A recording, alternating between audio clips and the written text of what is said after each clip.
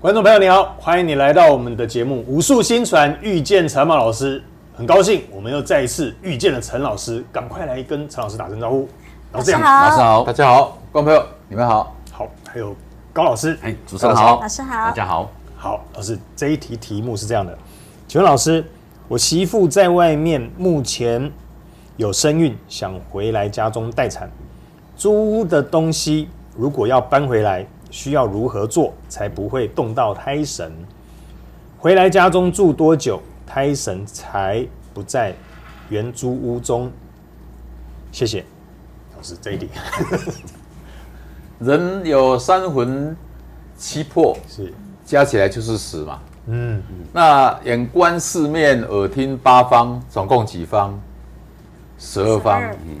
所以时钟刚好是不是12个时辰？对。那因为人住的中北南东西不一样，那我睡的方向朝向又不一样，对，所以我们小孩子在肚子里面受胎，他在接收日月给他投射的那个波，都会不一样。所以我们的民间信仰里面，胎神这2个字叫做我在哺育这一个种子的过程，它这一个过来的磁波是从哪里过来？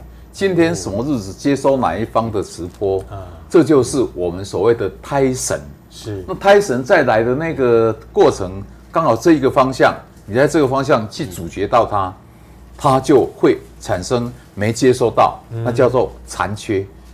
可是这样的是属于一个灵魂学，是属于我们现在在讲的电磁波的学问。以前没有电磁波这个名词，都在讲灵魂学。所以现在的年轻人可能认为哪有胎神，人家什么基督教、天主教都没有在这一个考虑。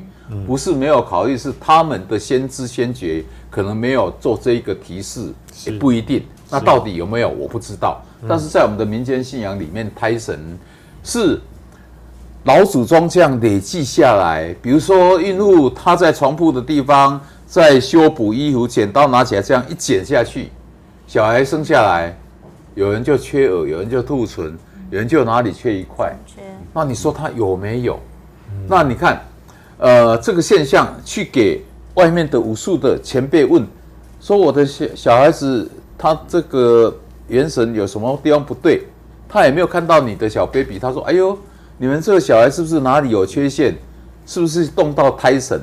你看人家都没看到，为什么可以推出来？对，所以你就知道说，我们武术传下来的东西都是一个统计，然后一个推理，对，还有一个就是我们的看不见的那一种玄学的东西。是，所以现在年轻的姑娘她们怀孕了，她也不知道说这个胎神到底重不重要。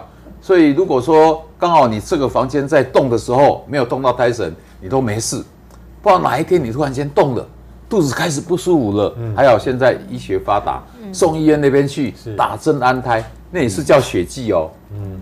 这个血迹要付出代价。是血迹。那我们今天把这一个题目讲这么宽，然后用一个最简单的教法，让我们所有准备要结婚、准备要怀孕还是已经怀孕的这些准妈妈们，你们只要身怀6甲，你的卧室要做任何的搬动，大件的物件要做搬动，或者是要搬家，要搬的这个地方就是你胎神衣服的地方。